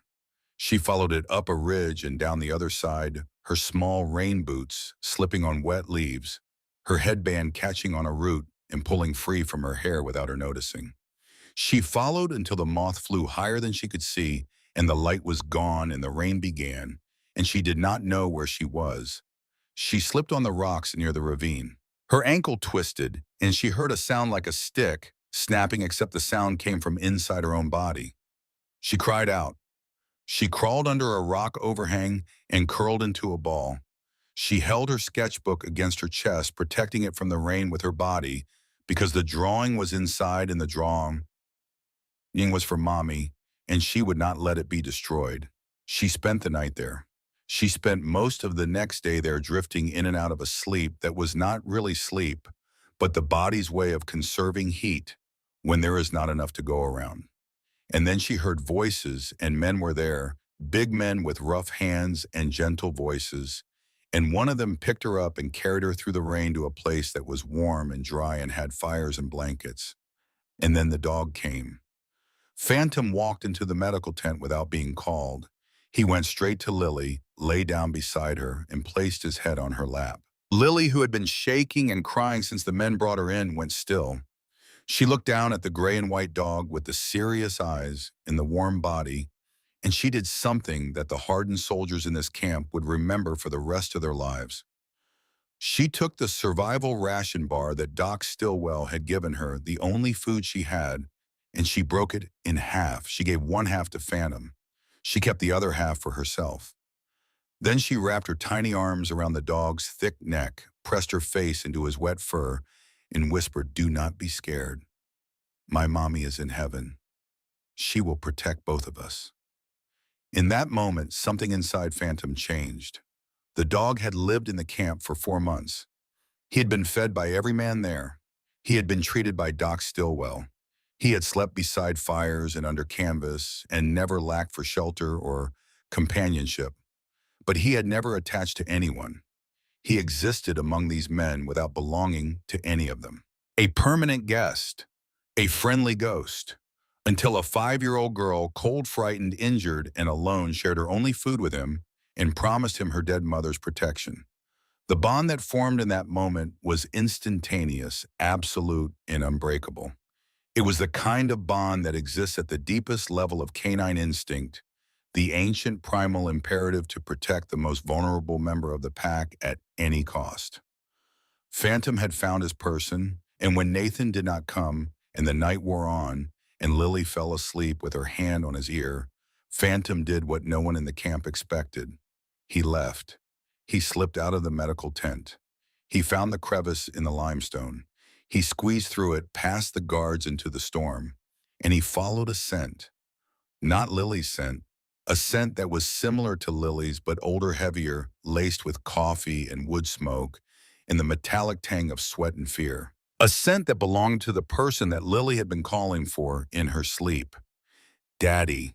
Phantom crossed terrain that professional rescue teams had declared impassable. He waded through a flooded creek. He climbed ridges in the dark and the rain, driven by nothing except the biological imperative to reunite a pack member with the one she needed most. He found the cabin, he found the porch, he found the window, and he knocked. Nathan listened to all of this. He listened to Walter's account of finding Lily. He listened to Doc Stillwell's quiet medical summary. He listened to his daughter's story about the moth and the drawing and the promise from heaven. And when it was over, when every question had been answered, he sat on the cot with Lily in his lap and Phantom at his feet, and he said the only thing a father can say to a child who walked into a forest to send a letter to her dead mother. She saw it, baby. Mommy saw the drawing. She sees everything you do. Lily smiled. The first smile Nathan had seen on her face in 3 days. It was small and tired, and it did not quite reach her eyes, but it was real. And it was enough. Morning came the way morning comes in the mountains after a long storm. Slowly, reluctantly, as if the sun is not sure the world is ready for it yet. The rain stopped at 5:47 a.m. The first thin line of gold appeared on the eastern ridge, cutting through the gray clouds like a blade. Inside the basin, the camp stirred. Fires were relit. Coffee was brewed in dented aluminum percolators. Men emerged from tents and stretched and looked up at the narrow strip of sky visible between the canyon walls. And for the first time in days, that strip was not gray. It was pale blue. Nathan stood near the crevice exit holding Lily in his arms. She was asleep, her head on his shoulder, her splinted ankle carefully wrapped in extra wool that Doc Stillwell had secured with adhesive tape. Fenton stood beside them carrying a small backpack of medical supplies that the camp medic had prepared. Spare splint material, children's ibuprofen, water, a clean dry blanket. Walter Hagen walked them to the exit. His limp was more pronounced in the cold morning air, his damaged knees stiff from a night of standing and watching and making decisions that carried the weight of 20 lives. He spoke to Nathan in the same low, precise voice he had used throughout the night, the voice of a commanding officer issuing a final briefing. He told Nathan what to say when he reached Ember Creek. He had tracked his daughter through the mud. He found her sheltering in a shallow cave near the old Harlan sawmill. The dog was a stray that had led him through the forest. No camp, no crevice, no men. Nathan nodded. He understood the instruction, but more than that, he understood the reason behind it. These men were not hiding from justice. They were hiding from a system that had processed them, categorized them, medicated them, and then discharged them back into a world that moved too fast and made too much noise for their damaged minds to handle. The VA, well-intentioned as it may be, had waiting lists measured in months, appointment slots that required navigating phone trees and online portals designed by people who had never experienced the kind of cognitive impairment that makes a phone tree feel like an enemy ambush. These men had tried.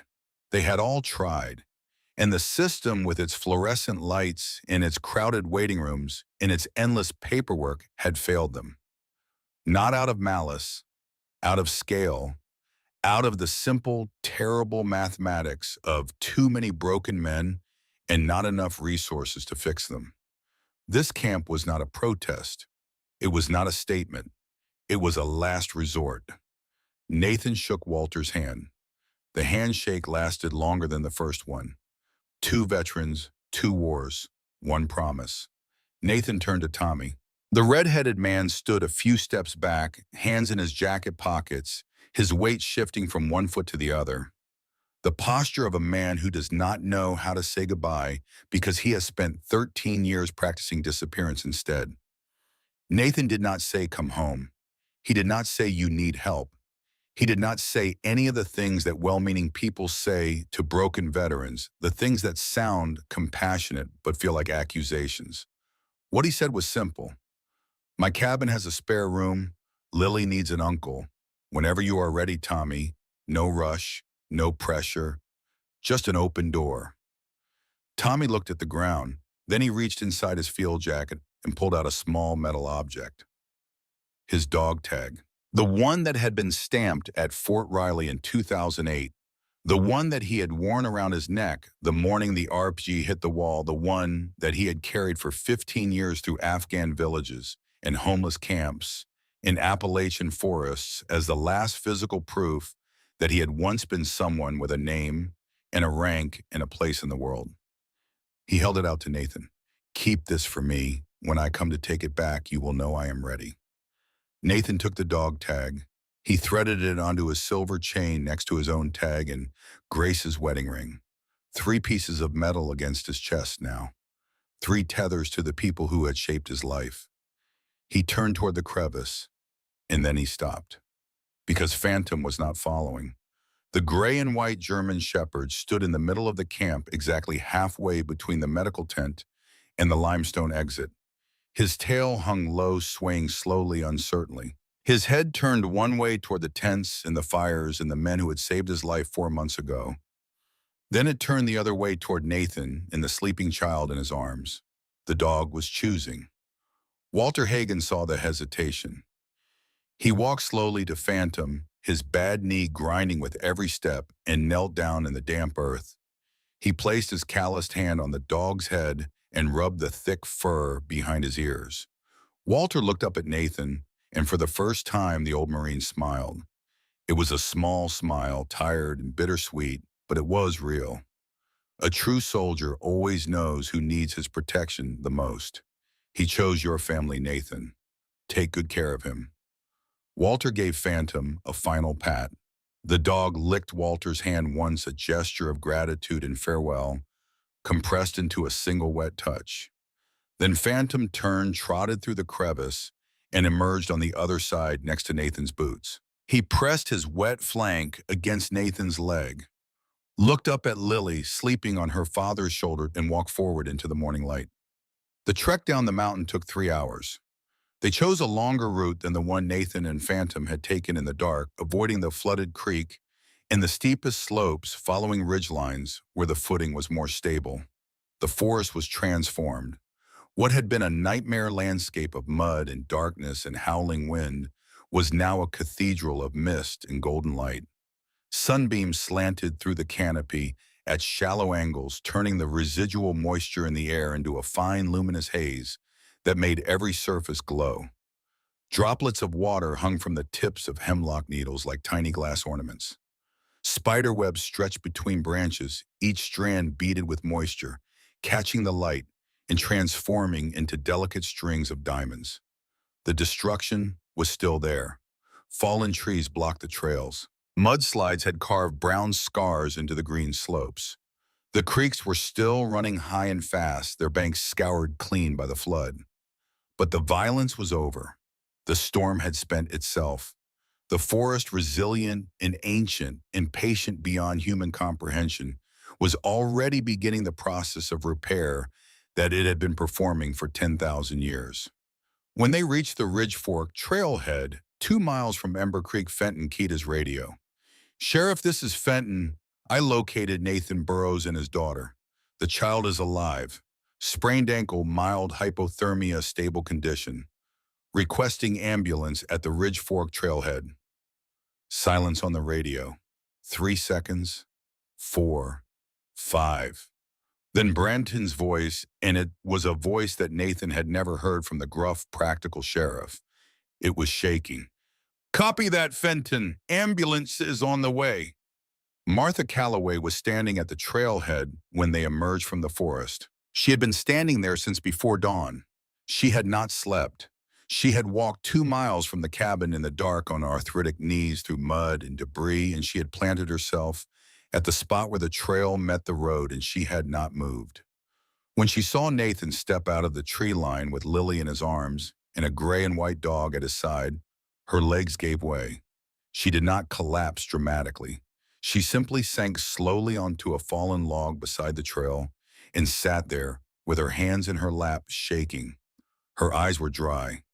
Women of her generation, women who had been raised in these mountains by mothers who canned their own food and chopped their own firewood and buried their own dead, did not cry in public. But her hands told the story her eyes refused to. She reached out and touched Lily's face, gently, the way you touch something you were afraid you would never touch again. She felt the warmth of the child's skin under her fingertips, and she nodded once to herself, confirming that this was real, that this was not a dream produced by an old woman's desperate mind. "There you are," Martha whispered. "There you are, sweet girl." The ambulance arrived 11 minutes later. The paramedics, a man and a woman in their 30s, checked Lily with the practiced efficiency of people who have been waiting for 3 days to do their job. Grade 2 ankle sprain, consistent with rotational injury. Mild hypothermia already resolved. Moderate dehydration improving. The child needed x-rays and observation at the county hospital, but she was not in danger. Sheriff Branton arrived behind the ambulance in his cruiser. He stepped out slowly, adjusting his hat, and walked to where Nathan stood with Lily now sitting on the ambulance tailgate, her legs dangling, a shock blanket around her shoulders, a juice box in her hands. Phantom sat at her feet, pressing his body against her shins. Branton looked at Nathan. He looked at the door. He looked at the child who had been missing for 3 days in a storm that should have killed her. "Where did you find her?" Nathan told the story that Walter Hagen had written for him. He tracked her through the mud. He found her in a shallow cave near the Harlan sawmill. The dog was a stray that appeared at his cabin and led him through the forest.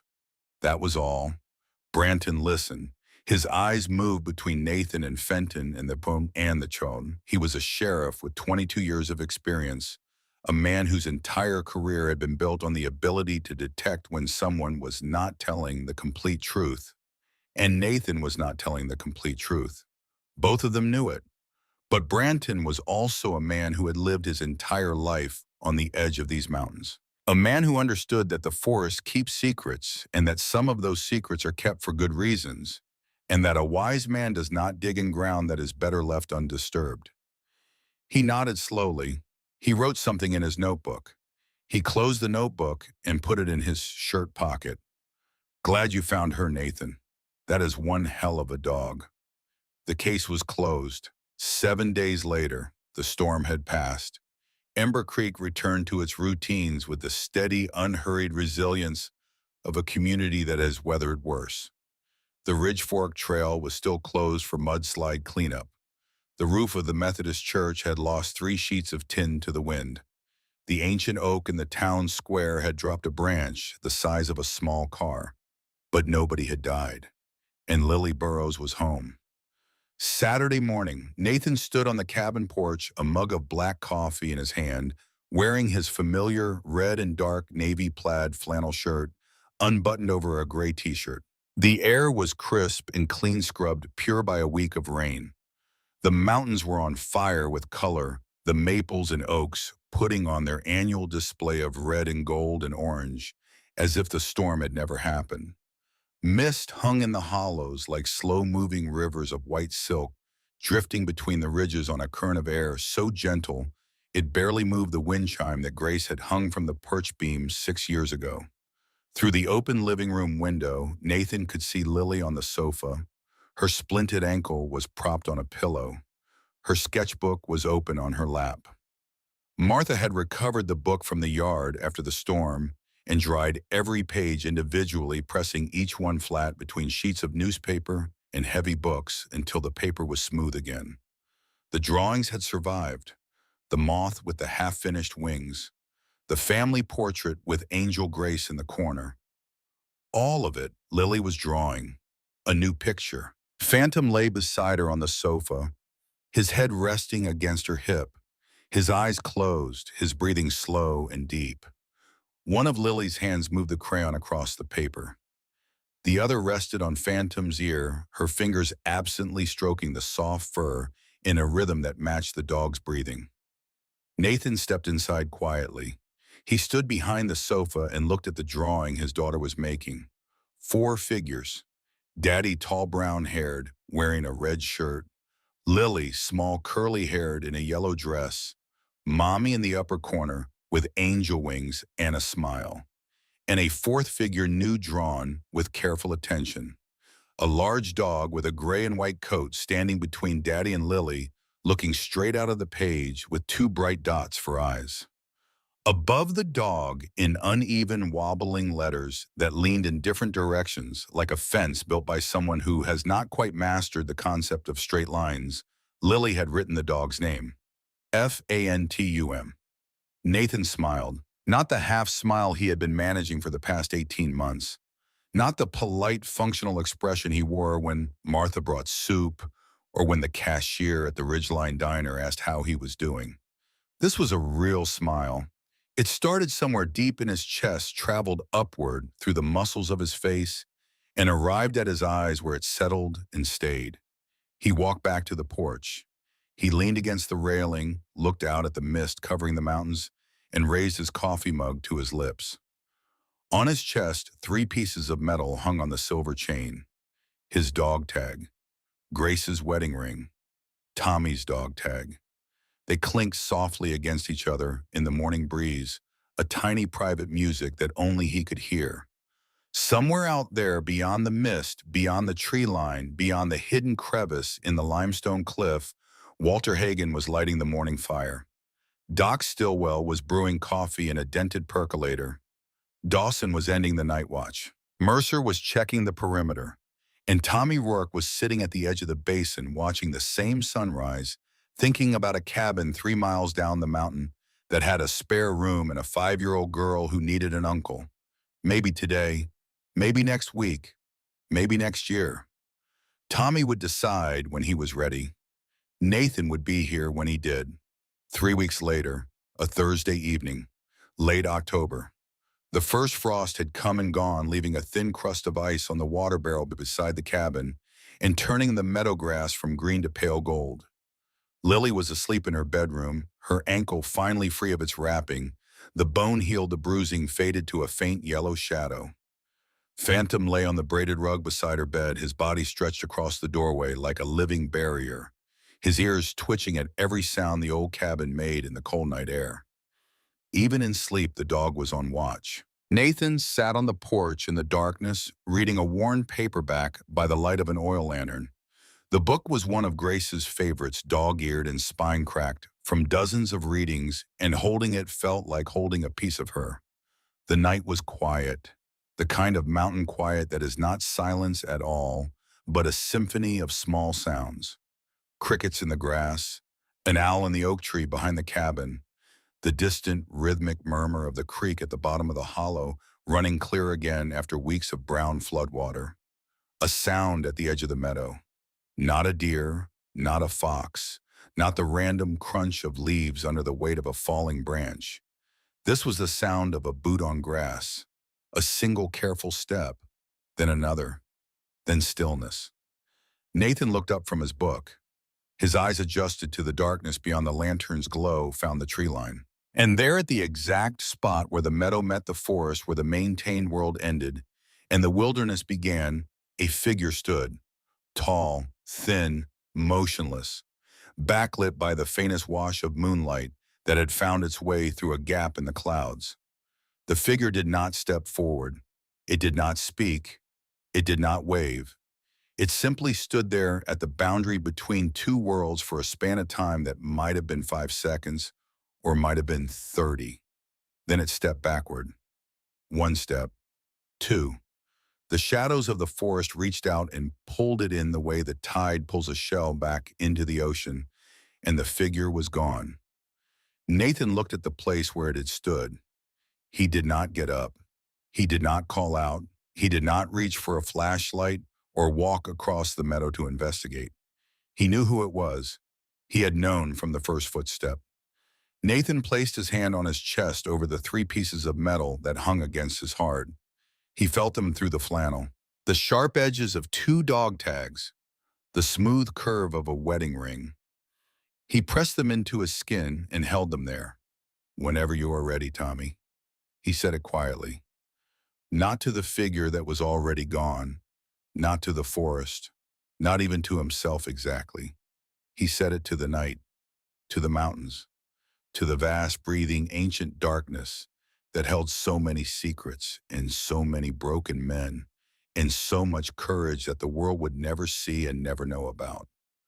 Then Nathan picked up his book, found his page, and continued reading. The oil lantern flickered in the autumn wind. Phantom shifted on the rug inside, sighed once, and settled deeper into sleep. Lily murmured something in a dream, a word that might have been mommy, or might have been butterfly, or might have been nothing at all, just the sound a child makes when she is warm and safe, and held even in sleep by invisible arms. The mist rose from the hollows. The mountain stood watch. And somewhere in the darkness between the trees, a man with red hair and green eyes and a heart full of unfinished business turned and walked back into the wilderness, carrying nothing except the memory of a door that had been left open. Not forever, nothing is forever, but long enough. Sometimes the greatest miracles do not fall from the sky on beams of golden light. Sometimes they walk on four paws through the darkest storms. Sometimes they knock on your window at the exact moment you have given up, and they look at you with eyes that say, "Follow me, I know the way. Trust me, you are not alone." And sometimes, if you are brave enough to follow, they lead you not just to the person you are looking for, but to the person you thought you had lost forever. Nathan Burrows followed a dog named Phantom into the worst night of his life. He found his daughter. He found his dead best friend. He found a brotherhood of forgotten soldiers hiding in the heart of the mountains. And he found something he had not felt since Grace closed her eyes on the porch and left him standing in the spring sunlight with empty arms. He found hope, not the loud, triumphant hope of parades and victory speeches, the quiet hope, the stubborn hope, the hope that lives in a child's crayon drawing, in a dog's warm body, in a dead man's dog tag, in an open door at the end of a dirt road, in a town that most people have never heard of. The hope that says simply tomorrow. Tomorrow might be the day. If this story touched your heart, leave a like and share your own stories of loyal companions in the comments below. If you or someone you love is a veteran struggling with the invisible wounds of service, know that you are not forgotten.